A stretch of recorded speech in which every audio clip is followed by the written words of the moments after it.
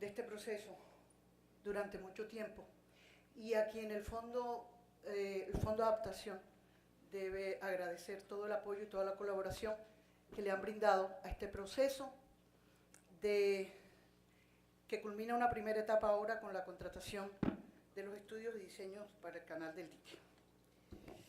Ayer, cuando venía volando de Bogotá a Cartagena, al bajar ya la zona andina y sobrevolar la llanura del Caribe, lo primero que uno ve es la Mojana.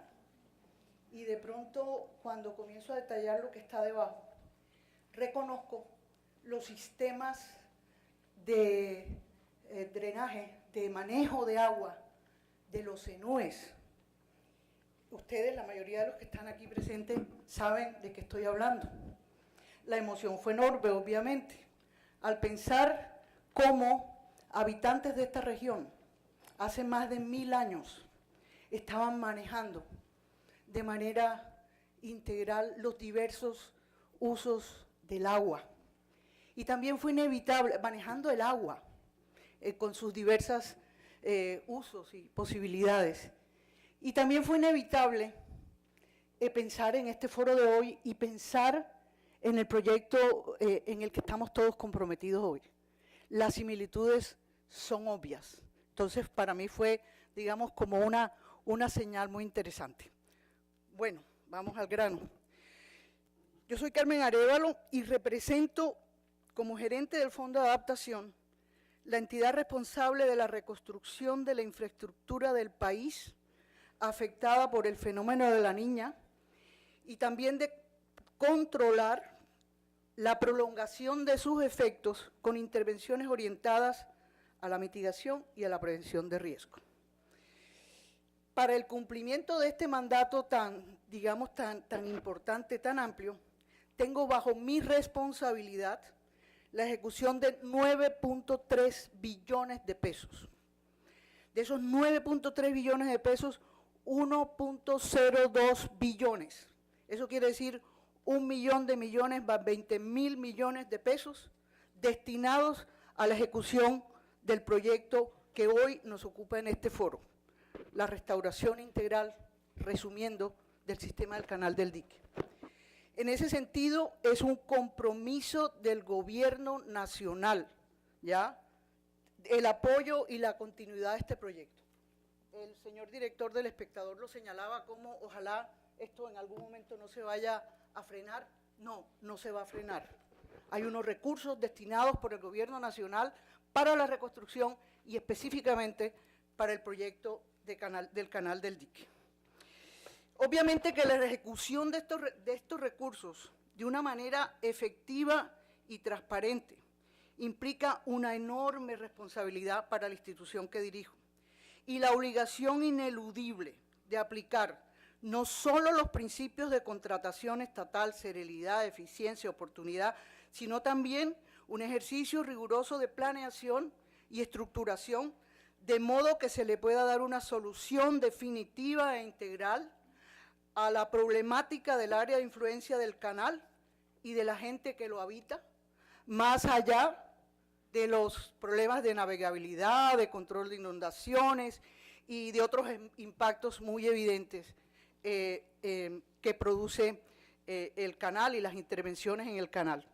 En este sentido, me parece interesante una cita que el presidente de Juan Martín Caicedo, el de la Cámara Colombiana de la Infraestructura, cita a un ministro chileno, a un ex ministro chileno de Transporte, y que me parece muy oportuna traer a colación esta cita aquí.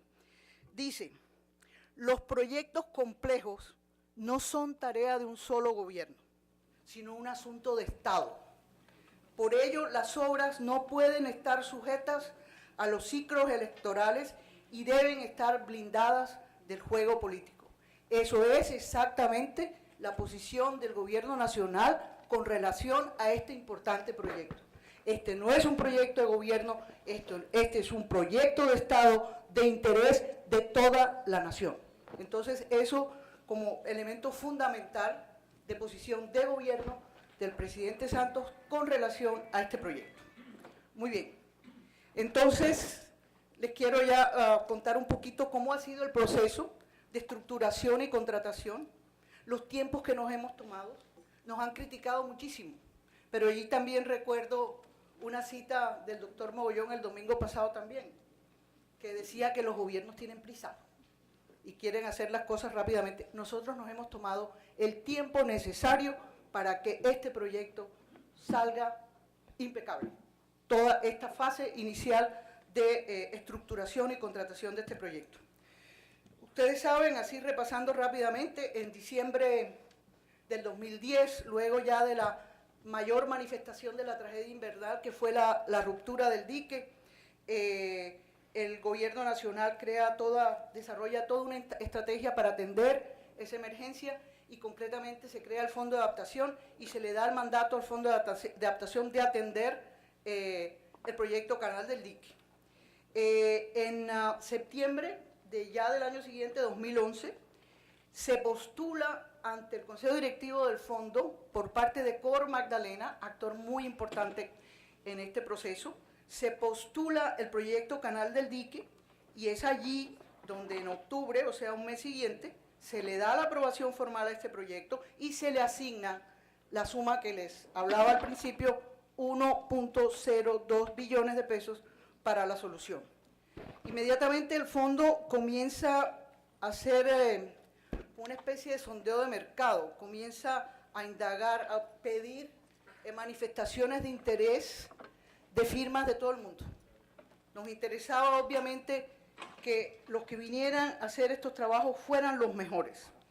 En ese momento, ya en enero del 2012, hay 4 manifestaciones de interés muy interesantes de las mayores firmas que hay en el mundo en el manejo de estos temas. Les comento, pongamos, Del Tares y Royal Haskoning de Holanda manifestaron interés en participar, Moffat & Nichols y Tetra Tech, Ingetech, Tetra Tech y Moffat de Estados Unidos, Ingetech colombiana, HKB de Holanda, y un cuarto grupo era la Compañía Nacional del Ródano de Francia, Contractebel y HBM de Colombia. O sea, muy desde el principio comenzamos a buscar los mejores para la ejecución de este proyecto. En el interín se fueron haciendo consultas a la comunidad en sus diferentes niveles. Ustedes se recuerdan los foros que se hizo un foro en Cartagena, se hizo un foro en Barranquilla, se hizo un foro en Bogotá, con amplia participación de los sectores empresariales, gremiales, pero también se hicieron 2 foros muy importantes, uno en Campo de la Cruz Atlántico y otro en Arjona, en donde consultábamos también la visión, las expectativas, el conocimiento de la comunidad que habita y que ha padecido los efectos de las intervenciones y de las alteraciones que a los ecosistemas ha tenido estas intervenciones. Entonces también consultamos a estos grupos sociales y con esa, digamos, esa transmisión de información se fue armando, se fue estructurando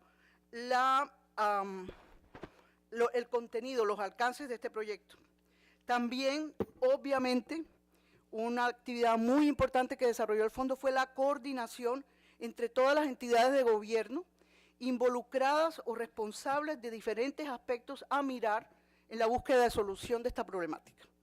Menciono Ministerio de Ambiente y Ministerio de Transporte, muy desde el principio, el IDEAM, Cor Magdalena, Parques Nacionales, las corporaciones autónomas de Atlántico, Cardique y Carsucre, las autoridades locales y departamentales, y IDEAM, AMLA, muy importante, la Agencia Nacional de Licencias Ambientales. Todos fuimos trabajando conjuntamente, coordinando actividades para llegar a la mejor propuesta en cuanto a definición de contenido, estructuración del proyecto. Igualmente se conformó un equipo asesor de alto nivel, conformado por el doctor Mogollón, el doctor Rodolfo Segovia, entre otros, el doctor Carlos Angulo, el rector de la ex rector de la Universidad de los Andes, el doctor Carlos Gustavo Arrieta, el doctor Álvaro Jaramillo Buitrago es este, y se reactivó o activó ese comité de seguimiento que desde hace varios años tiene la Cámara de Comercio de Cartagena. La Cámara de Comercio tiene un comité muy serio haciéndole seguimiento a las actividades del Canal del Dique. Yo recuerdo que nuestra actual ministra de Transporte, antecesora mía aquí en el fondo, fue muy activa en ese proceso de consulta y de reactivación y de comunicación con el comité de la Cámara de Comercio de Cartagena. Entonces ya para efectos de la estructuración del proyecto se contrataron dos grupos de especialistas, por el lado legal, el doctor Carlos Gustavo Arrieta y su equipo, y por el lado técnico, el doctor Germán Silva Carreño, pues de amplio conocimiento y trayectoria en el tema.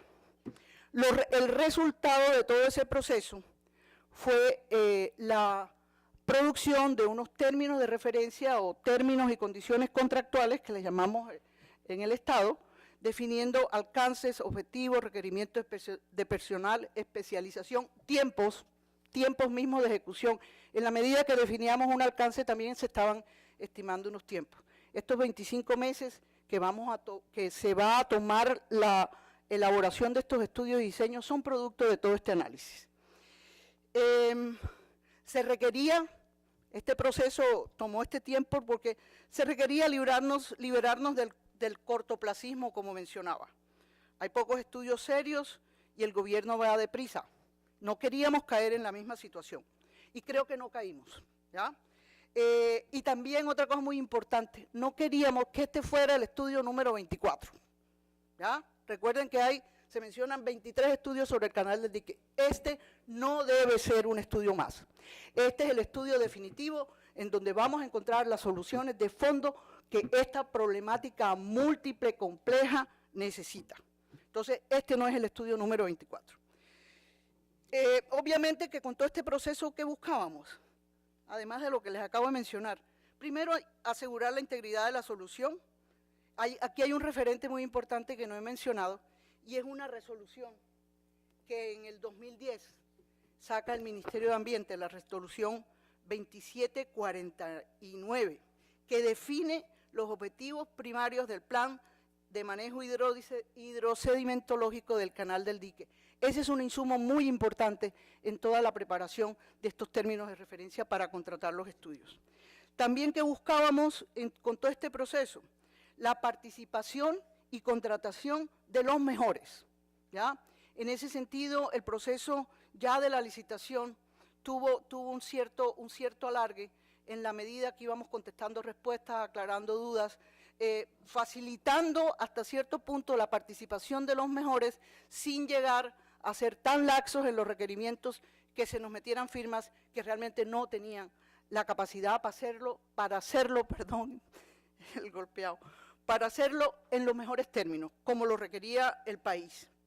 Y obviamente, un tercer objetivo de todo este proceso, el cumplimiento riguroso de las normas y principios de la contratación del país y sobre todo asegurar la transparencia del proceso, ¿ya? Entonces, ya con este paquete listo, se abre la licitación.